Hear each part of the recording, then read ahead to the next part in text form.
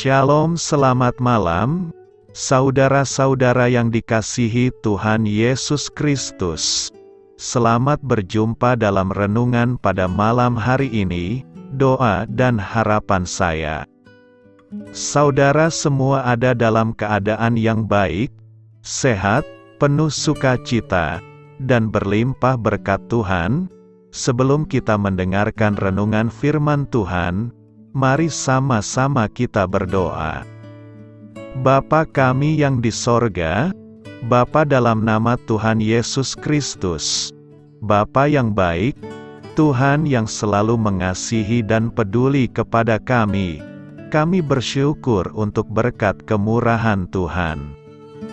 Penyertaan-Mu dari pagi hingga malam hari ini, oleh karena pertolongan Tuhan, karena tuntunan dan hikmat-Mu saja, maka kami dapat melakukan segala tugas aktivitas kami.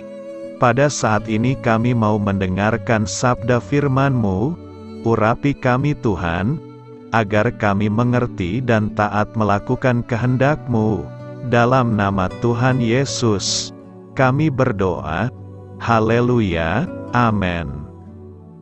Sahabat suara kasih, ayat pembacaan Alkitab kita hari ini terambil dari Matius 6 ayat yang ke-12 sampai 15.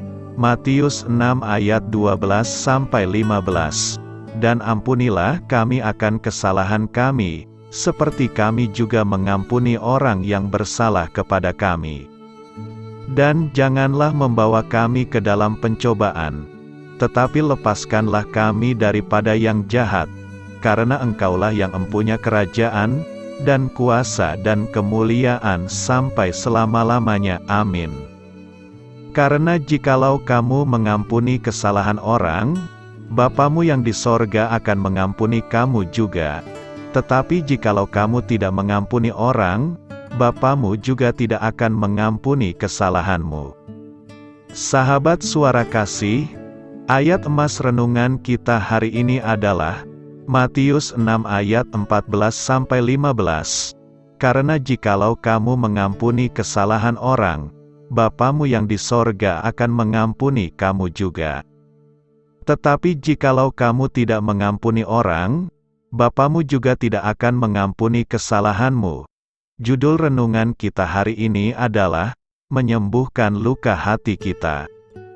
Ditulis oleh Stefania Pavlantos. Sahabat suara kasih, itu adalah hari-hari tergelap dalam hidupnya dan dia sendirian. Orang-orang yang sudah menghabiskan 3 tahun terakhir dengan dia, malah meninggalkan dia ketika masa-masa sulit datang. Pasukan bersenjata lengkap, yang dikirim oleh imam kepala dan ahli Taurat, menangkap Tuhan Yesus setelah dia berdoa sepanjang malam, mempersiapkan pertempuran antara hidup dan mati. Murid-muridnya melihat dia berjalan di atas air, memberi makan ribuan orang yaitu laki-laki, perempuan dan anak-anak, menyembuhkan orang sakit dan menyembuhkan orang buta. Mereka bahkan melihat dia membangkitkan orang mati. Tetapi tetap saja, mereka meninggalkan dia. Lalu Yesus berkata kepada mereka, "Kamu semua akan tergoncang imanmu, sebab ada tertulis, Aku akan memukul gembala dan domba-domba itu akan tercerai-berai." Markus 14 ayat 27. Pernahkah Anda berada di tengah masa sulit, atau penuh kegelapan ketika Anda merasa sendirian? Apakah Anda merasa seolah-olah semua orang yang Anda kenal meninggalkan Anda? Entah Anda sedang menghadapi masalah keluarga atau pernikahan, Anda sendiri tidak tahu bagaimana cara menghadapinya, dan bahkan tak seorang pun yang bisa memberikan solusi untuk Anda. Perbedaan keyakinan bisa menyebabkan konflik hubungan, dan akhirnya kita merasa kecewa dan terisolasi. Bertahun-tahun yang lalu, saya dan suami berteman dengan 4 pasangan lain. Kami menghadiri gereja bersama-sama, makan malam di satu rumah, berbagi kehidupan, beribadah dan belajar firman Tuhan bersama. Saya mengasihi orang-orang ini seperti saudara kandung saya sendiri. Saat itu saya sedang siap-siap untuk mengajar Alkitab untuk kelas kami. Hingga suatu kali, saat sedang berdoa, Tuhan memperingatkan suami saya bahwa pelajaran Alkitab ini tidak akan menyenangkan. Kami lalu berdoa dan meminta teman-teman kami untuk berdoa bersama. Di tengah-tengah proses mengajar, sesuatu terjadi, sepasang suami istri memilih keluar. Mereka menjauh dari Tuhan. Tidak ada yang tahu apa yang harus dilakukan, hingga kami terpisah. Karena saya ingin memperbaikinya, saya meminta nasihat dari pendeta saya, tetapi teman-teman saya malah menganggap saya sebagai pengkhianat. Teman-teman kami ini memperlakukan saya dan suami saya seolah-olah kami sama sekali tidak ada. Sangat mengerikan. Teman baik kami bukan saja hanya memilih yang meninggalkan gereja dan Tuhan, tetapi saudara-saudara kami yang lain mengucilkan kami karena kami mencari bantuan dari luar kelompok. Saya sangat sedih karena saya harus mengajar pelajaran Alkitab tanpa kehadiran mereka. Keluarga saya duduk sendirian selama kebaktian di hari Minggu, sementara 3 pasangan lain duduk secara terpisah. Namun di tengah kondisi ini, Tuhan tidak meninggalkan saya, malahan Dia hadir begitu dekat.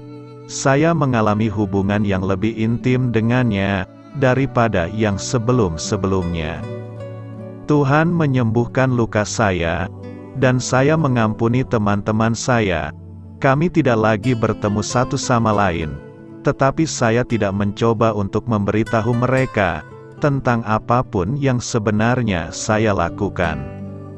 Tuhan Yesus juga mengampuni murid-muridnya. Dia memulihkan mereka. Dia tidak pernah meninggalkan mereka atau mengabaikan mereka. Malahan Dia memakai mereka dengan dahsyat untuk pekerjaannya. Sahabat suara kasih, seperti yang tertulis dalam Matius 6 ayat 14, karena jikalau kamu mengampuni kesalahan orang, Bapamu yang di sorga akan mengampuni kamu juga. Ayat ini mengingatkan kita bahwa kita semua punya hutang yang harus kita bayar. Jika kita mengampuni orang yang bersalah kepada kita, Bapa yang di surga juga akan mengampuni kita. Jika kita tidak mengampuni orang lain, Bapa yang di surga juga tidak akan mengampuni dosa kita. Marilah kita renungkan, maukah Anda mengampuni mereka yang sudah meninggalkan atau mengkhianati Anda? Tuhan tahu rasa sakit Anda dan Dia bisa menyembuhkannya. Dia bisa membebaskan Anda dari beban itu, karena Dia datang untuk menyembuhkan orang-orang yang patah hati. Amin. Tuhan Yesus memberkati. Saudara yang terkasih, demikianlah renungan kita pada malam hari ini. Semoga menjadi berkat dan kebaikan bagi kita semuanya. Dan untuk menutup renungan kita pada malam hari ini, marilah kita berdoa.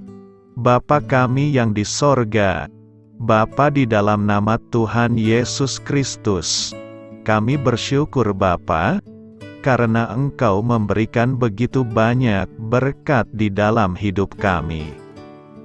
Ajarlah kami Bapa, untuk selalu mengucap syukur kepadamu setiap hari. Terima kasih juga Bapa, untuk pertolongan, penyertaan, dan juga atas berkat-Mu. Kami berbahagia dan bersyukur Bapa, atas kebaikan Tuhan di dalam hidup kami. Terima kasih untuk penyertaan-Mu Bapa, di sepanjang hari yang telah kami lewati. Hingga pada malam hari ini, kami boleh bersyukur lagi di hadapan-Mu Bapa, melalui doa dan renungan malam hari ini. Terima kasih untuk firman-Mu pada hari ini Tuhan. Kami mau belajar dan terus belajar tentang firman-Mu. Firman-Mu yang menguatkan dan meneguhkan iman percaya kami. Firman-Mu yang mengubahkan kehidupan kami. Kami mau melakukan firman-Mu Bapa, di sepanjang kehidupan kami, agar kami menjadi kuat, berjalan bersama dengan Engkau. Terima kasih Bapa, untuk nafas kehidupan yang masih Engkau berikan. Kami mau pakai kehidupan kami, untuk hormat dan kemuliaan nama-Mu.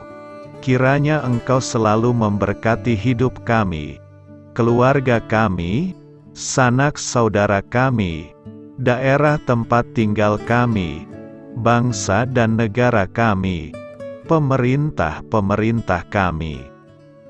Biarlah semuanya dalam perlindungan-Mu Bapa, dan jadilah sesuai kehendak-Mu yang terbaik, di dalam hidup kami. Bapa, hamba berdoa untuk saudara-saudara kami, yang sudah mendengarkan renungan pada malam hari ini. Biarlah yang saat ini sedang mengalami sakit penyakit, pergumulan masalah, kebutuhan ekonomi, kiranya Engkau jamah, sembuhkan dan pulihkan kehidupan mereka. Berkati perekonomian mereka, serta berikan jalan keluar, di setiap masalah kehidupan yang sedang mereka hadapi. Ajarlah kami juga Bapa, untuk selalu berharap dan percaya kepada Tuhan Yesus. Pada malam hari ini Bapa, kami akan beristirahat dalam tidur kami. Kiranya Engkau sertai dan lindungi kami di sepanjang malam ini, sehingga kami boleh bangun besok pagi, dengan tubuh yang sehat, kuat, serta diberkati Tuhan. Terima kasih Bapa, inilah yang menjadi doa dan permohonan kami. Dalam nama Tuhan Yesus, kami berdoa. Amin.